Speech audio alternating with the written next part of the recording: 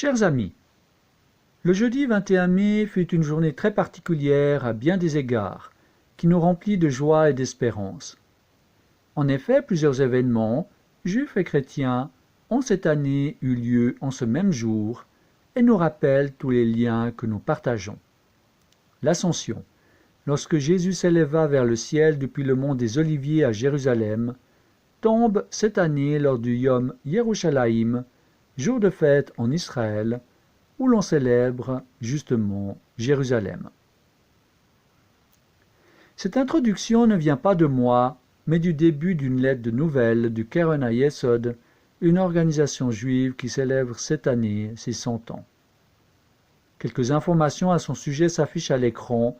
Si vous êtes intéressé à les lire, mettez sur pause quelques instants. Un graphique va s'afficher maintenant à l'écran. Que voyons-nous? Je vous invite à nouveau à mettre sur pause pour que les plus jeunes qui m'écoutent puissent peut-être compter le nombre de traits jaunes qui figurent en bas du graphique. N'hésitez pas, les moins jeunes, à en faire du même. Au calcul, il faut ajouter le point de départ et d'arrivée. Reprenons. La partie du haut du graphique représente l'intervalle séparant Pâques de Pentecôte. Quant à la partie du bas du graphique, elle relève de l'agriculture. Dans la Bible, il y a un nom pour désigner cet intervalle entre Pâques et Pentecôte. C'est le conte biblique du Homère. Pour l'expliquer, voici un extrait d'une paracha que notre ami Haïm Hausemann a écrit. L'Homère constitue une quantité de farine d'orge, offrande offerte à l'Éternel au lendemain du premier jour de Péchar. Quant au devoir de balancer l'Homère aux 4 points cardinaux et en direction du ciel et de la terre, des sages d'Israël enseignent que ce geste vise à inculquer aux Hébreux l'idée que le monde et ses biens constituent la propriété de l'Éternel. L'homme ne peut à aucun moment s'enorgueillir de sa propre sagesse ni de son intelligence pour affirmer être l'unique facteur de la récolte produite par la terre féconde. Fin de citation. À l'école et même au travail, tous les jours nous amènent à devoir réfléchir. Il n'est pas rare de devoir faire de nouveaux calculs, de commencer de nouvelles matières qui s'ajoutent aux autres et nous aident à les comprendre. C'est un peu ce qui se vit dans le judaïsme et dans certaines mouvances chrétiennes durant les 49 jours du conte du Homère, qui donnent lieu à réflexion. Chacune des 7 semaines aborde un thème différent. La première semaine, nous abordons l'amour, dans sa fonction de bienveillance. La deuxième, la justice, on pourrait aussi dire la rigueur, la discipline. La troisième, l'harmonie, la compassion, pourrait-on dire. La quatrième, la constance. La cinquième, l'humilité, plus simplement dit la modestie, le désintéressement. La sixième, l'attachement, c'est-à-dire la communion. La dernière, le leadership, ou la question de l'autorité et de la responsabilité. Nous y étudions comment les exercer, établir des liens opportuns entre eux, ceci notamment afin d'acquérir de la maturité, de s'épanouir, d'entretenir des relations harmonieuses avec les autres et avec nous-mêmes, en toute conformité avec la parole de Dieu. Flash par exemple sur le 40e jour. La véritable humilité est issue de la conscience de la place de Dieu dans notre vie. Suis-je conscient de la présence d'un troisième partenaire, Dieu lui-même, dans ce qui me lie aux autres? Et que c'est ce partenaire essentiel qui me permet de m'unir à l'autre par-delà tout ce qui nous sépare. exercice du jour possible, en priant, prenons conscience de l'aide spécifique accordée par Dieu dans notre attachement aux autres. C'est ainsi tout un chemin qui peut se vivre entre Pâques et Pentecôte, entre Péchard et Shavuot. Peut-être que ces termes ne vous sont pas toujours familiers. Aussi, si vous souhaitez en savoir davantage, mettez à nouveau sur pause pour lire ce qui s'affiche à l'écran. Revenons sur l'Ascension. Lorsque Jésus s'éleva vers le ciel depuis le mont des Oliviers à Jérusalem.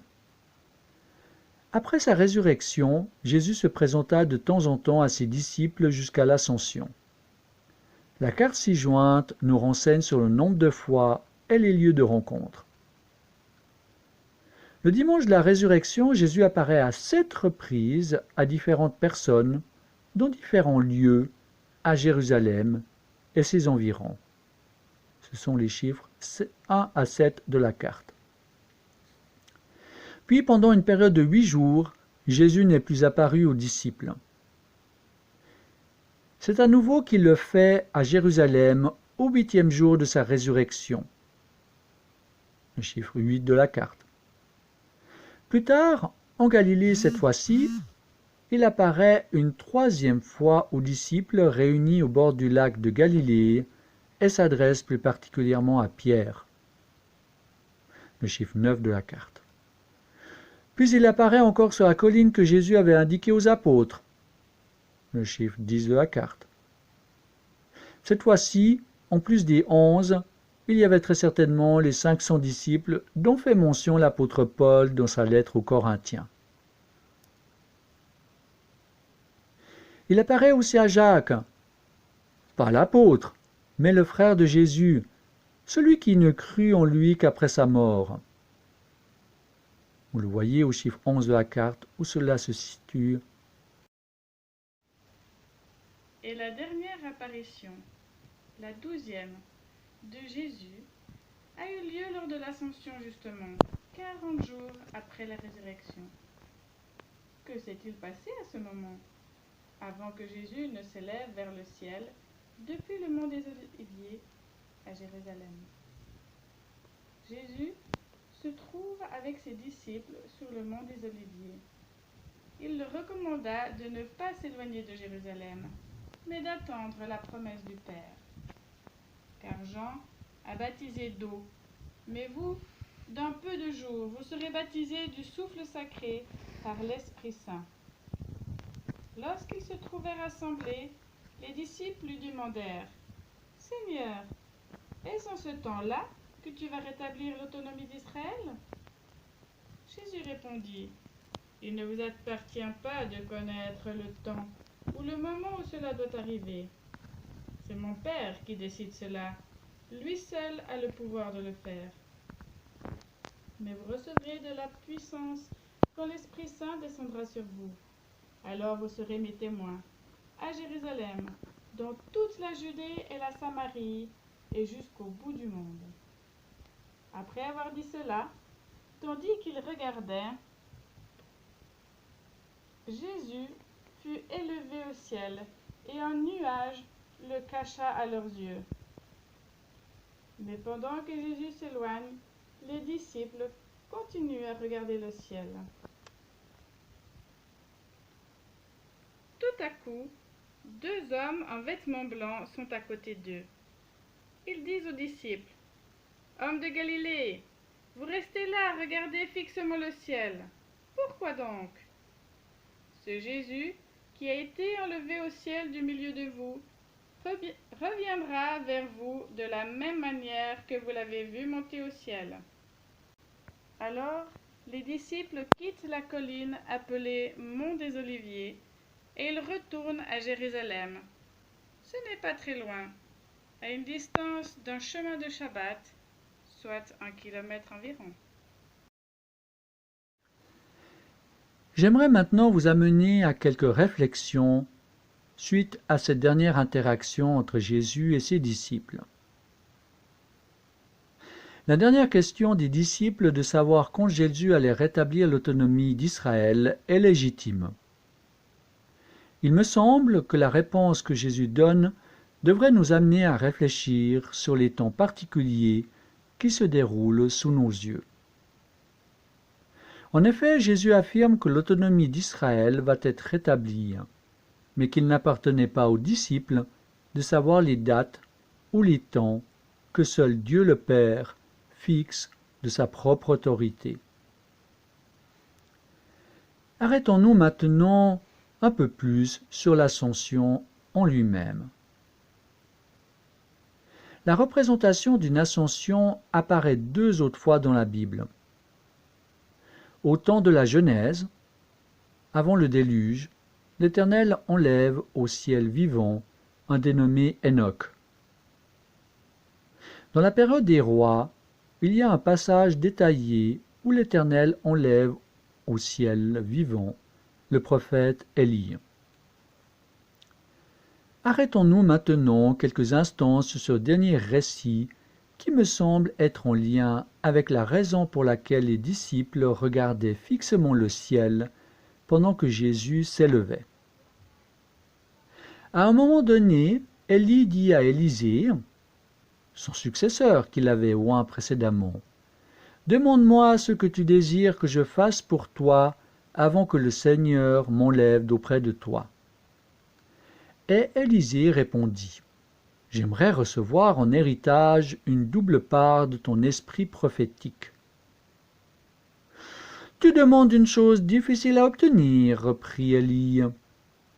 Toutefois, si tu me vois au moment où le Seigneur m'enlèvera d'auprès de toi, c'est que ta demande se réalisera. Si tu ne me vois pas, c'est qu'elle ne se réalisera pas. »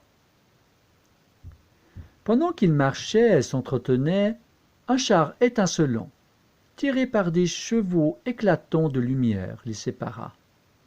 Et aussitôt Élie fut enlevé au ciel dans un tourbillon de vent. Mais que signifie une double part de l'esprit d'Élie? Au temps biblique particulièrement, lorsqu'un père mourait, l'aîné de ses fils héritait 2 fois plus que ses autres frères. Élisée voulait être l'héritier d'Élie. Il voulait hériter de tous les dons du prophète en double. Dieu a accordé à Élisée ce qu'il avait demandé. Par exemple, Élisée a accompli 2 fois plus de miracles qu'Élie. Nous pourrions raisonnablement penser que lorsque les disciples regardaient Jésus s'élever dans les cieux, ils avaient en tête cette perspective. En effet, Jésus ne leur avait-il pas déclaré « C'est la vérité, celui qui croit en moi fera aussi les œuvres que je fais. Il en fera même de plus grandes, parce que je vais auprès du Père. Et je ferai tout ce que vous demanderez en mon nom, afin que le Fils manifeste la gloire du Père. Si vous demandez quelque chose en mon nom, je le ferai. » Peut-être alors que pour attester l'ascension, il fallait que des anges apparaissent aux disciples pour les encourager, pour témoigner de l'authenticité de ce qui se déroulait sous leurs yeux. Chers amis, Jésus a terminé sa première mission. Attend-il patiemment le grand jour de l'Éternel, où ses pieds se poseront ce jour sur la montagne des Oliviers, qui est vis-à-vis de Jérusalem, du côté de l'Orient, comme l'annonçait Zacharie, et que confirment les anges de la mise en scène qui vient de vous être jouée? Non, Jésus ne se repose pas en attendant ce glorieux jour, en aucune façon. En ressuscitant d'entre les morts, Jésus est déjà glorifié. La mort n'a plus de prise sur lui, et les limites imposées par sa condition d'homme n'existent plus.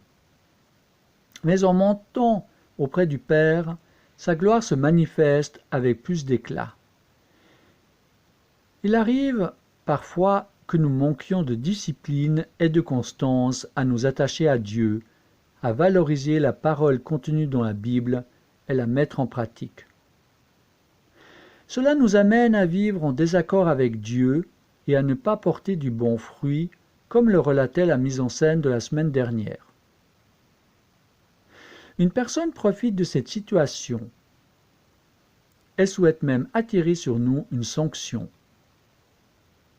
Cette personne s'appelle l'accusateur par excellence, et celui qui est appelé le diable ou Satan, ou plus simplement dit, celui qui sème les divisions ou les querelles.